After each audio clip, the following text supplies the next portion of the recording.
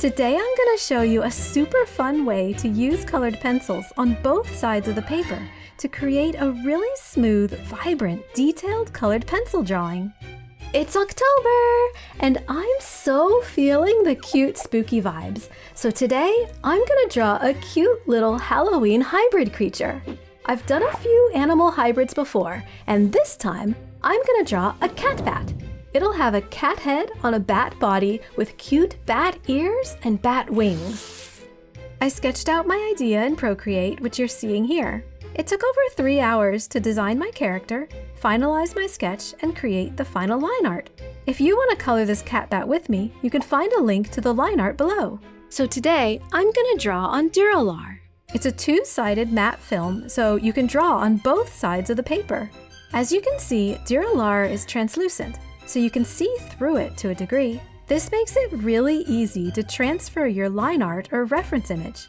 Simply put your Dura-Lar on top of your reference, tape it all down, and then trace it. I'm using Prismacolor Color-Ace colored pencils to trace my line art.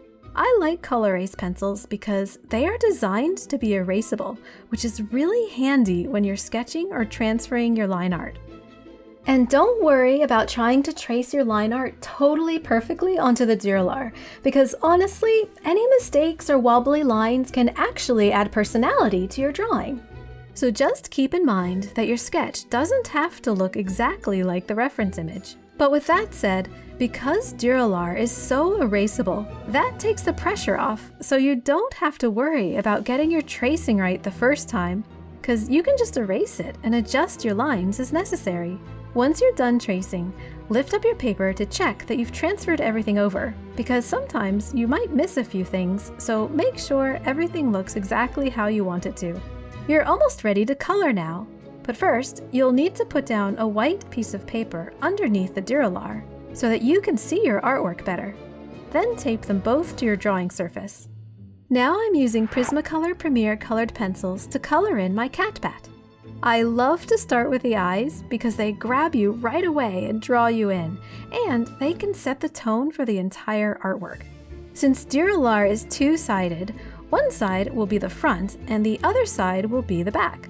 And we are gonna draw on both sides of the paper. And this is what makes Dura-Lar so cool to work with.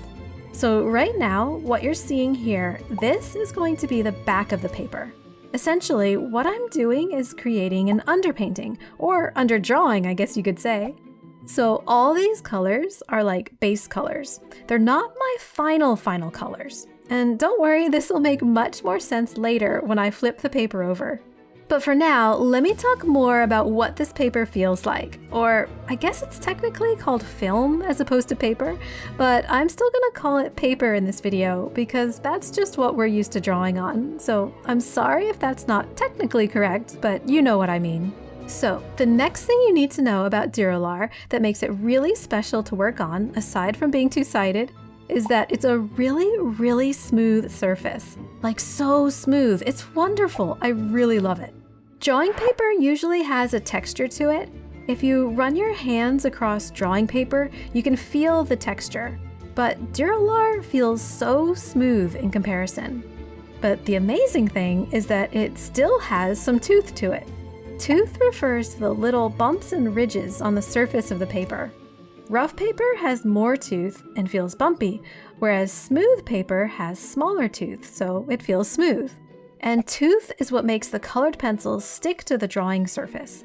Dura-Lar has some tooth, but not a lot, so even if you press lightly, you can only put around 3 layers of colored pencils on it before it just can't handle any more layers. And when you try to add more colored pencil on top, it'll just get really slick and the colored pencil won't stick and it might look weird. So you do have to think beforehand about what colors you want to put down and be choosy about it. But another great thing about Dura-Lar is that it erases so well. This is another main feature of Dura-Lar. It is built for erasing, which makes it so forgiving, and I love that. And you don't even need a special eraser. I like using my Tombow Mono Eraser because it can get into tiny spaces and you can erase really precisely. I also like to use a kneaded eraser for bigger areas.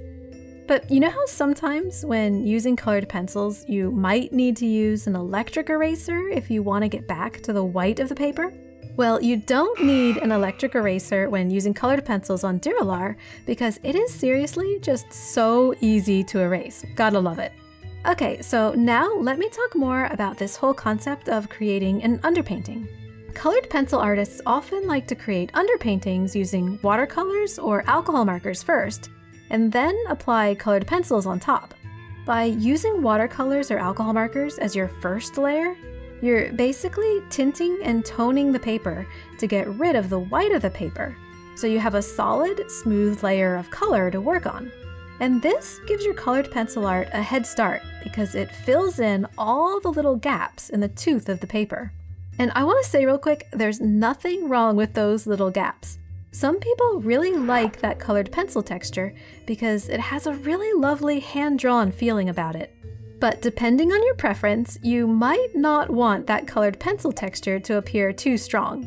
And that's why artists either use an underpainting or use solvents or a burnishing technique to get rid of the white of the paper as much as possible. Obviously here, when using Dura-Lar, you don't have to worry about those white gaps in the tooth of the paper, but since you are limited with how many layers you can use on Dura-Lar, this is why drawing on the back side of the paper is like an underpainting. Because when you're done, you can flip it over and add more details and refinements on top, on the other side of the paper. So now I'm done with my underpainting. And honestly, some people might look at this and totally call it done right now. No need to add anything else. And I actually do really like the way it looks right now. It's so vibrant and colorful.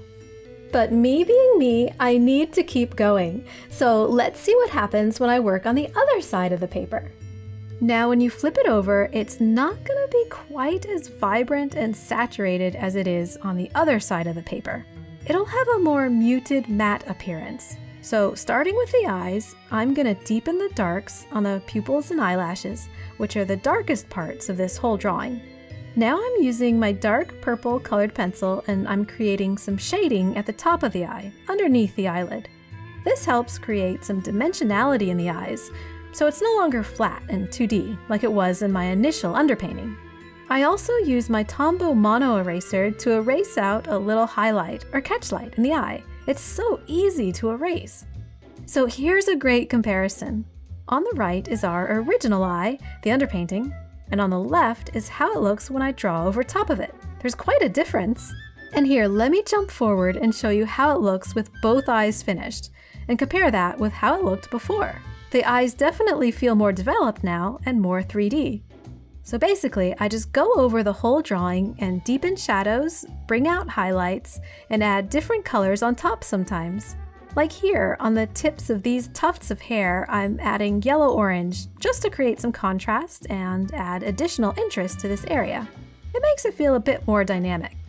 Honestly, for me, drawing on this side of the paper, the final side, is the really fun part. I love it! It's like the whole artwork is starting to come together. And I can have a lot of fun building on what's already there.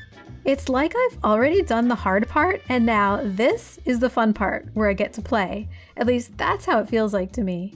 Also, on this side of the paper, I can add texture, like these subtle fur textures I'm drawing on the cat bat's head.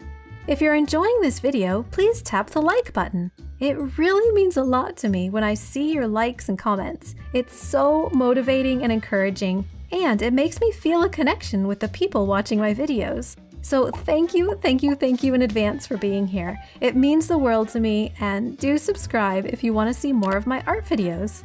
So at this stage, you might be wondering whether I'm simply drawing the same artwork twice, and isn't that silly?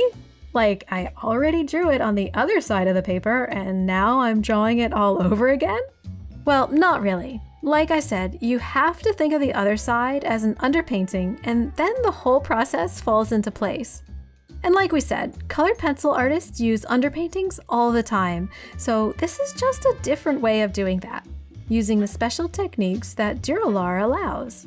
It means you can create an underpainting using just colored pencils. So you don't need watercolors or markers or solvents. You just need your paper, your colored pencils, and your erasers. Oh, and having a little brush is really handy too.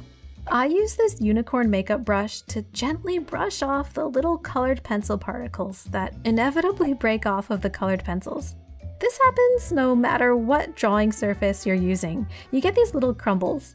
And if you're not careful, you might accidentally press those loose particles into your paper with the weight of your hand. So when you see those loose particles, just grab your soft brush and gently brush those particles away. Okay, now we're moving on to the wings, and you can see how vibrant this whole artwork is becoming.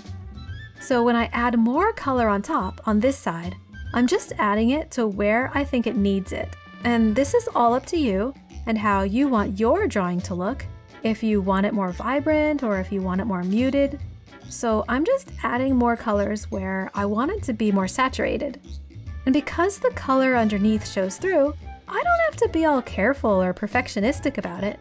I can kind of draw a bit loosely and feel more free about it because the color I'm adding on top mixes optically with the colors underneath. So your eye can't really tell which color is on top and which is on bottom. Because when you look at it, it all looks like one thing, like it's unified, and that's pretty cool. So now we're done! I'm really thrilled with how this cat bat turned out. And if you're curious, I probably spent about 6 hours coloring this in with colored pencils. About 3 hours on the back side and 3 hours on the front side, because it is pretty detailed. So on top of the time it took for me to sketch my cat bat, all in all, this artwork took about 9 hours. And just quickly, I want to show you a comparison of how the drawing looked when I colored in just the first side of the paper.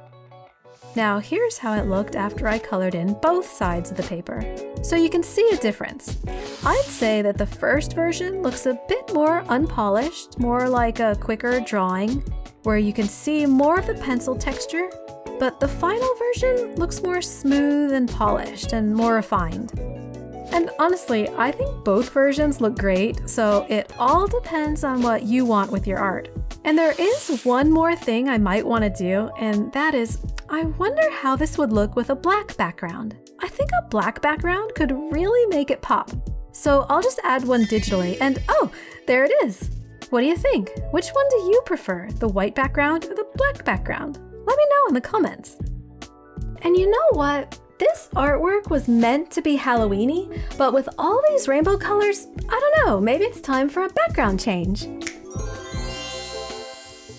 So let me know what you think of this whole process. Does it seem cool? Do you want to try it? Or do you think, nah, I'm fine with my usual colored pencil process and my usual paper? And if you have used Dura-Lar before with colored pencils, I'd love to know how you feel about it and what the process is like for you. If you like rainbow colored pencil art, check out this video where I show you how I drew this rainbow rose. See you there!